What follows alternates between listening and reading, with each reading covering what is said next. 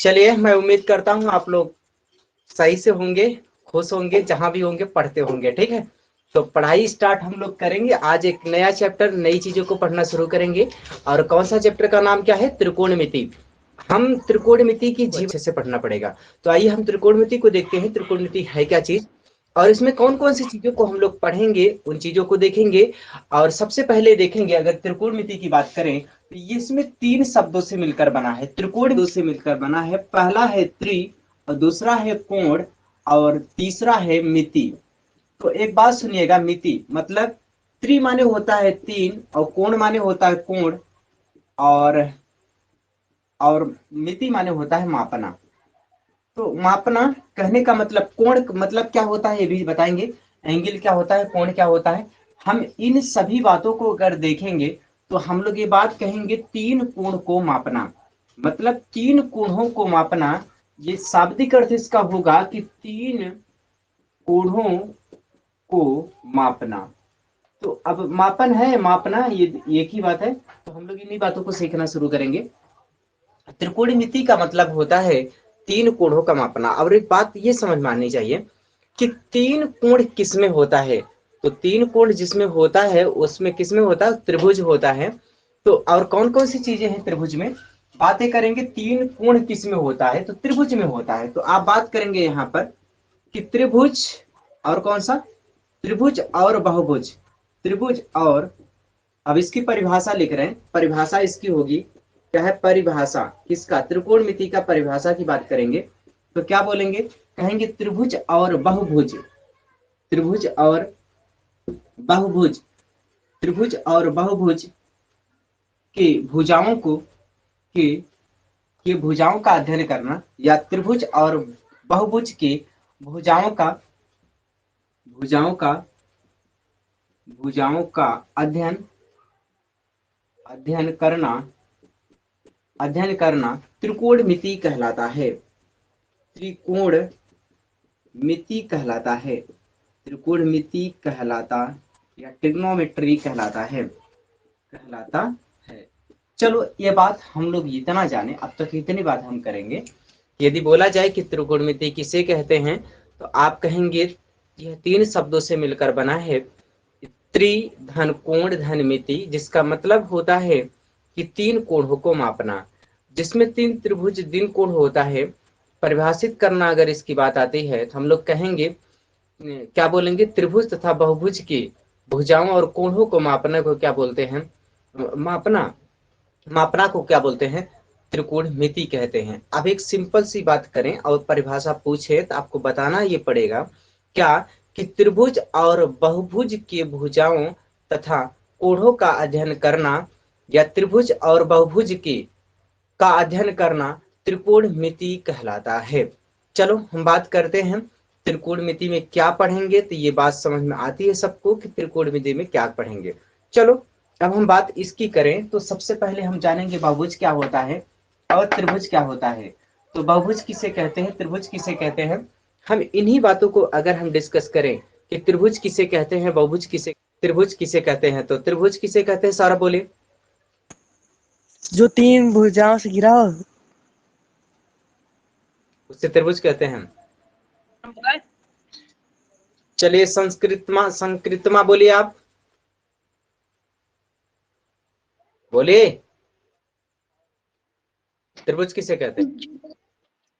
तीन भुजाओं से घिरी हुई आकृति को त्रिभुज कहते हैं।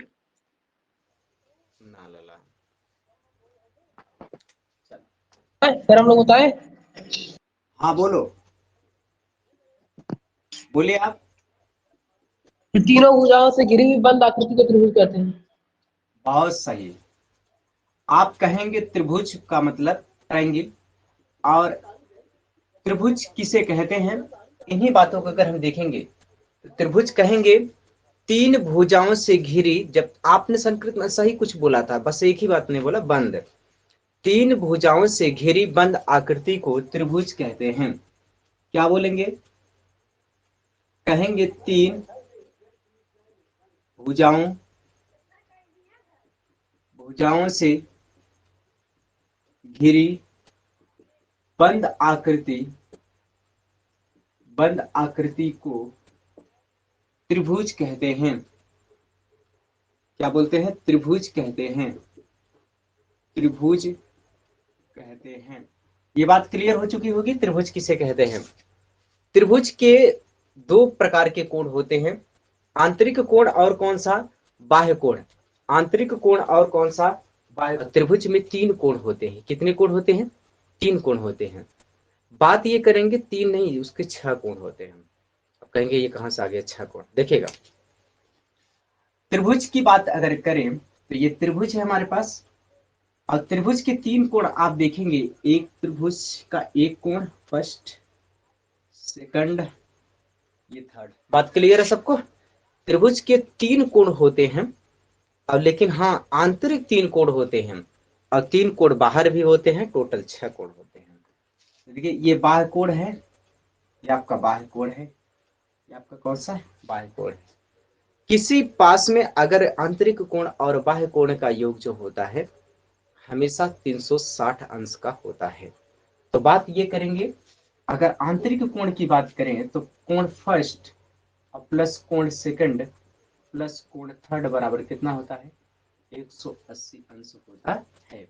ये आंतरिक कोणों का योग कितना होता है? 360 होता है। अगर बाह्य कोण को हम लोग यहाँ पर 4 और 5 और 6 माने तो ये बाह्य कोण का जो मान होगा 4 प्लस 5 प्लस 6 की बात करेंगे तो यह कितना होगा? यह 3 गुणे 360 माइनस 180 के बराबर होता है।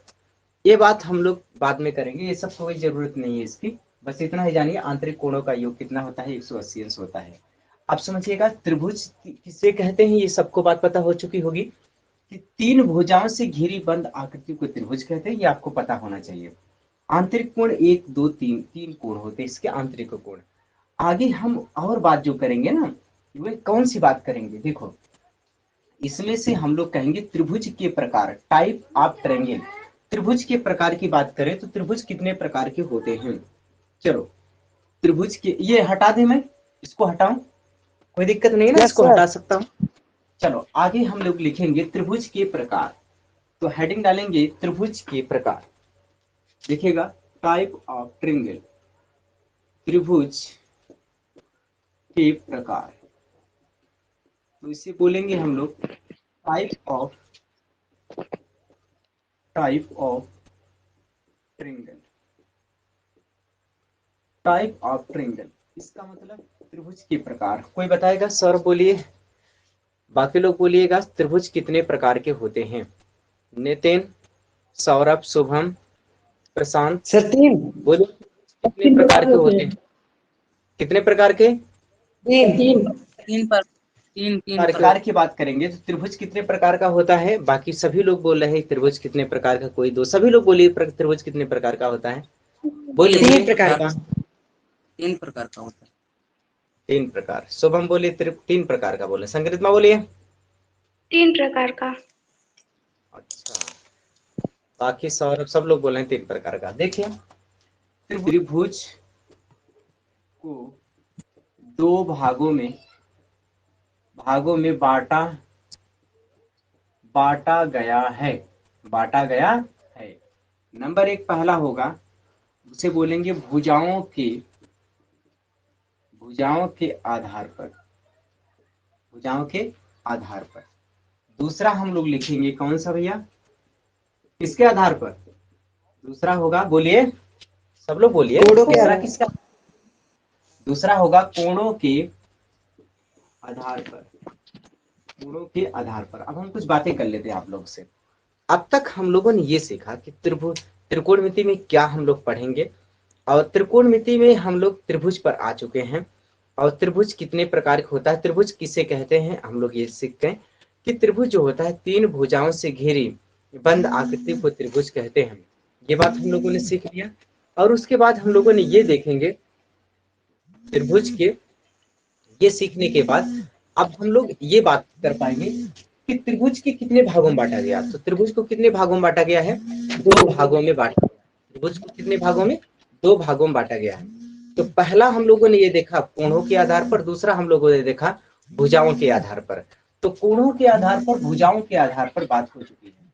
चलो, भुजाओं के आधार पर त्रिभुज को हम लोग कहेंगे 3 भागों में बांटेंगे, और कोणों के आधार पर त्रिभुज को 3 भागों में बांटेंगे। टोटल त्रिभुज कितने हो जाएंगे? 6 प्रकार के। वैसे त्रिभुज और होते हैं, जब आपको त्रिभुज ट्रायंगल नामक ये चैप्टर पढ़ाएंगे तो उसमें हम बताएंगे सारी बातों को।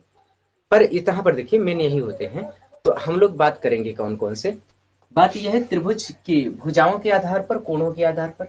अगर भुजाओं के आधार पर होता है तो 3 प्रकार के होंगे। पहला क्या होगा? पहले को बोलेंगे कौन सा? समबाहु त्रिभुज। समबाहु त्रिभुज क्या होगा? समबाहु। दूसरा होगा विषम बाहु। क्या होगा?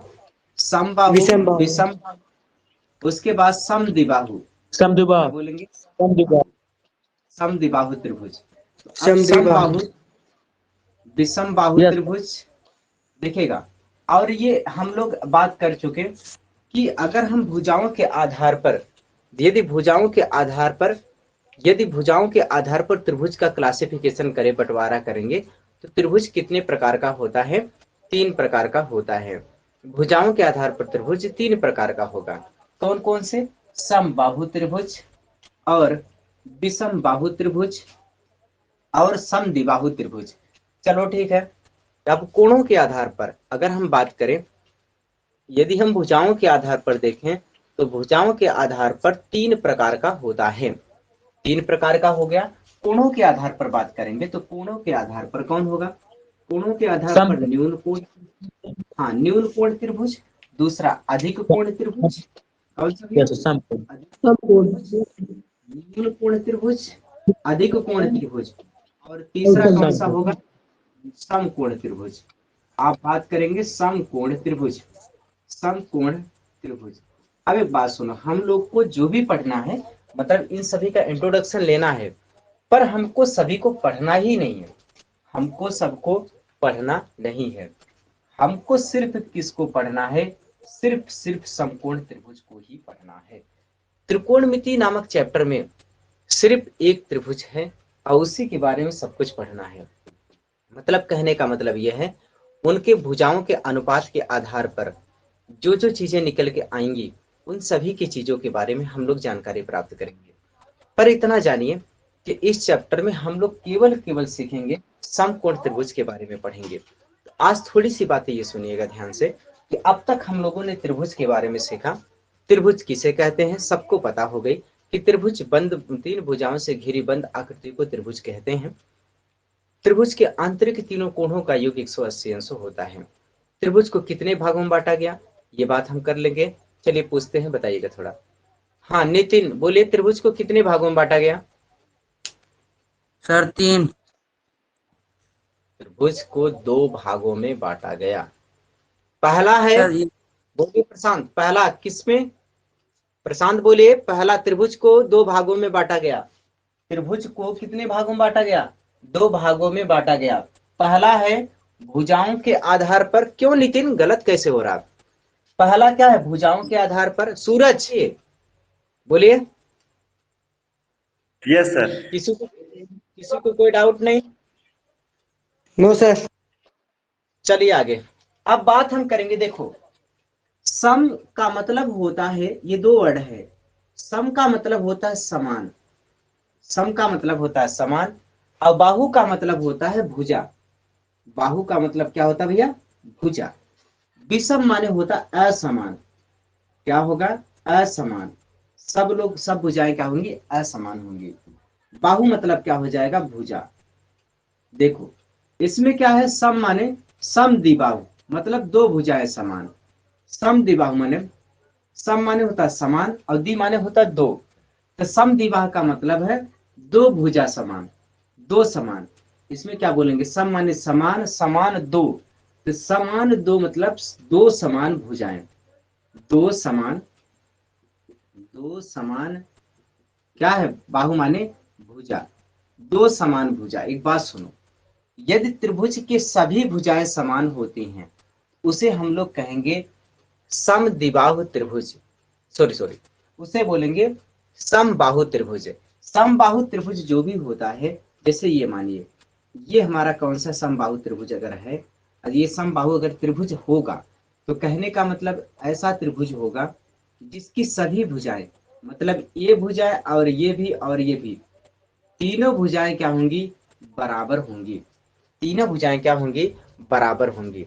इसमें हम कह सकते हैं कि यहाँ पर ए बी बराबर होगा बी सी बराबर होगा सी ए, मतलब तीनों भुजा क्या होती हैं, बराबर होती हैं, उसे समबाहु त्रिभुज कहते हैं।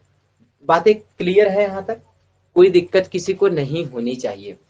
है किसी को कोई दिक्कत? No sir. बोलिए। यहाँ पर कोई दिक्कत नहीं। एक सम, अब बात करते हैं हम समबाहु त्रिभुज पर। एक क्वेश्चन देते हैं, अब करिएगा, जिससे पूछा जाए वही बताइएगा। अगर हम बात करें, ये हमारा, ये बता दिया गया है कि, अब बता दिया गया है कि ये आपका समबाहु त्रिभुज है। कैसा त्रिभुज है? ये समबाहु त्रिभुज है। ये वैल्यू है ए है और ये बी है, ये आपके शीर्ष हैं। इसमें से हम लोग बात करें, इसका मान यक्स है, इसका मान वाई है, इसका मान 10 है। तो यदि आपसे पूछा जाए कि यक्स का मान बता दो, वाई का मान बता दो, तो आप कितना बताएंगे? बोलिएगा यक्स का मान कितना होगा? बोलिए यक्स का मान पूछा जाए, इससे बताइए। पहले ही बोल दिए। देखिए, समबाहु त्रिभुज का मतलब ये होगा कि सभी भुजाएं क्या होंगी, समान होंगी। समबाहु त्रिभुज का मतलब सभी भुजाएं क्या होंगी, समान होंगी। समान का मतलब ये होगा, यहाँ पर x बराबर होगा किसके, x बराबर होगा y बराबर कितना होगा, 10 के। मतलब सभी लोग क्या होंगे, बराबर होंगे। सभी क्या होंगे, बराबर होंगे। चलो ठीक है। यदि मैं आपसे ऐसा बोला जाए, ये बातें क्लियर हो चुकी होगी कि समबाहु त्रिभुज क्या होता है। अब हम समबाहु त्रिभुज के बाद हम बात करेंगे किसका, विषम बाहु त्रिभुज। विषम बाहु त्रिभुज का मतलब ये होता है कि सभी भुजाएं क्या होता है, सभी भुजाएं अलग अलग हो, असमान हो। सभी भुजाएं, वे त्रिभुज जिसकी सभी भुजाएं अलग अलग हों, असमान होती हैं, उसे सम विषम बाहु त्रिभुज कहते हैं। विषम बाहु त्रिभुज जो होता है, जैसे ये मान लीजिए, ये आपका क्या है, विषम बाहु त्रिभुज है। तो विषम बाहु त्रिभुज में जैसे इसकी लंबाई ए है, इसकी लंबाई बी है, इसकी लंबाई सी है, तो ये आपका क्या हो गया, विषम बाहु त्रिभुज है। तो विषम बाहु त्रिभुज किसे कहेंगे, कहेंगे वे त्रिभुज जिसकी सभी भुजाएं क्या होती हैं, अलग अलग होती हैं, उसे विषम बाहु त्रिभुज कहते हैं। चलो आगे समद्विबाहु त्रिभुज की बात करें। तो समद्विबाहु त्रिभुज में क्या होता है, दो भुजाएं जो हो समान होती हैं। जैसे इसका लंबाई ए है तो इसका भी लंबाई ए होगा, इसका लंबाई कुछ और हो सकता है, लेकिन इसकी दोनों की लंबाई क्या होगा, समान है। तो इसे समद्विबाहु त्रिभुज कहेंगे। कहेंगे वे त्रिभुज जिसकी दो भुजाएं समान होती हैं, उसे समद्विबाहु त्रिभुज कहते हैं। तो समद्विबाहु त्रिभुज के बारे में हम लोग इतना सीख चुके हैं कि समद्विबाहु त्रिभुज किसे कहते हैं। तो यहाँ तक बातें क्लियर हो चुकी होगी, समबाहु त्रिभुज, विषमबाहु त्रिभुज, समद्विबाहु त्रिभुज किसे कहते हैं, ये बात हम लोगों ने सीख चुके हैं। कोई डाउट किसी को? बोलिए, नो बोलिए सर। किसी को डाउट? शुभम कोई समस्या, सौरभ कोई समस्या, संस्कृत, नितिन, शांत, नो सर, किसी कोई को? डाउट नहीं। No sir. No okay sir. Okay dear, okay. बात यहाँ तक है कि समबाहु, विषमबाहु, समद्विबाहु त्रिभुज आपको बस इतना जानना है केवल। अब चलो हम लोग पढ़ते हैं किसको, कोणों के आधार पर त्रिभुज की बारे में। यदि हम कोणों के आधार पर त्रिभुज का क्लासिफिकेशन करते हैं, तो कोणों के आधार पर त्रिभुज को 3 भागों में बांटा गया है। बात इतना करेंगे कि भुजाओं के आधार पर हम लोगों ने 3 बांटा, इसकी बात नहीं करनी है, ये बात हम लोगों ने जो कुछ किया कर लिया। बात अब करनी है किसकी, कि कोणों के आधार पर त्रिभुज को कितने भागों में बांटा गया है। तो कोणों के आधार पर त्रिभुज को कितने भागों में, 3 भागों में बांटा गया है। भुजाओं के आधार पर भी 3 भागों में, और कोणों के आधार पर भी 3 भागों में बांटा गया है। चलो बात ये करें कि कोणों के आधार पर 3 भागों में, सबसे पहला कोण क्या होगा, न्यून कोण त्रिभुज कहेंगे। वे त्रिभुज जिसके सभी कोण क्या होते हैं, 0 अंश से अधिक हो, 0 अंश से क्या हो, अधिक हो, ये अंश है, और 90 अंश से क्या हो, कम हो। देखो ये थीटा का जो मान होगा वह 90 से क्या होगा, कम होगा, और 0 से क्या होगा, बड़ा होगा। जो कोण होगा, वे त्रिभुज ऐसा होगा जिसके कोई भी कोण ऐसा होगा जो 0 से बड़ा होगा और 90 से कम होगा। कोई त्रिभुज, कोई एक कोण ऐसा नहीं हो सकता है कि जो 90 से अधिक हो जाए और 0 से क्या हो जाए, कम हो जाए। मतलब 90 भी नहीं होना है, 90 से कम होना है, मतलब इसका जो वैल्यूज होगा वह 90 से कम और 0 से बड़ा उसके बीच में लगेगा। तो कह सकते हैं, थोड़ी सी बातें यहाँ पर देख लीजिए। बी त्रिभुज जिसके जिसके सभी कोण क्या होते हैं, एक कोण नहीं सभी कोण क्या होते हैं, अगर ये थीटा जो मान होगा वह 0 से बड़ा होगा और 90 से कम होगा, तो उसे हम लोग न्यून कोण त्रिभुज कहते हैं। इसके बाद हम क्वेश्चन पे आएंगे, क्वेश्चन देंगे और पूछेंगे। ध्यान दीजिएगा, इस बात को सुनिएगा ध्यान से। क्वेश्चन देने के बाद आप क्वेश्चन लगाइएगा। बात हम करेंगे अधिक कोण त्रिभुज। अधिक कोण त्रिभुज की कहानी ऐसी है कि वे त्रिभुज जिसका कम से कम एक कोण ऐसा हो, जो कैसा हो, एक कोण कम से कम एक कोण ऐसा हो, कम से कम एक कोण, एक कोण क्या हो, एक कोण 90 से अधिक हो, 90 से क्या हो, अधिक हो, 90 से अधिक हो, उसे अधिक कोण त्रिभुज कहते हैं। जैसे अगर आप इनकी बात कर लें कि कौन सा त्रिभुज ऐसा है, जिसे यहाँ पर बात करेंगे। अब ये देखो, इसके सभी कोण क्या है, 90 से कम है, ये भी 90 से कम है, ये भी 90 से कम है।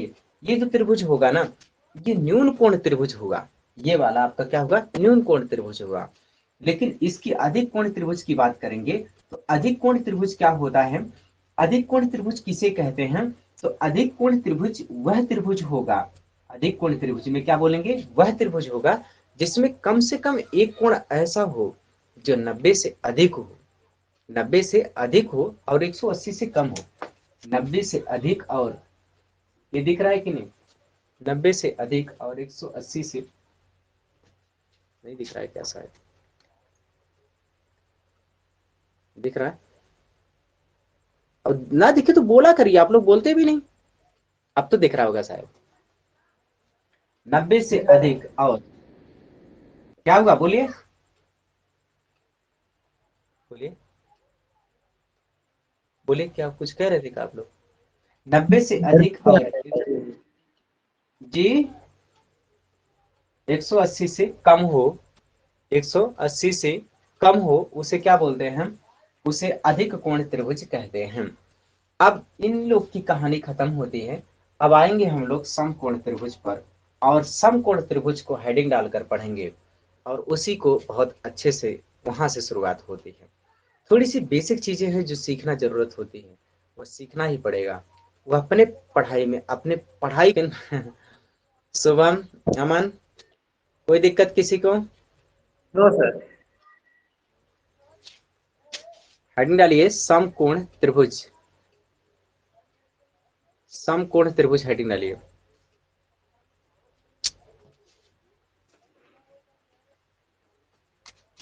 हेडिंग डालिए समकोण, समकोण त्रिभुज। एक काम करिए, आप ट्रायंगल की बात करें तो सुनिएगा, इस चीज को हम लोग स्टार्ट करेंगे कल से, क्योंकि बहुत से लोग आईपीएल का असर है। ठीक है, देखते हैं, फिर कल पढ़ते हैं। ठीक है, और ये त्रिकोणमिति है, त्रिकोणमिति को बहुत अच्छे से पढ़िए, चीजों को इग्नोर मत करिए।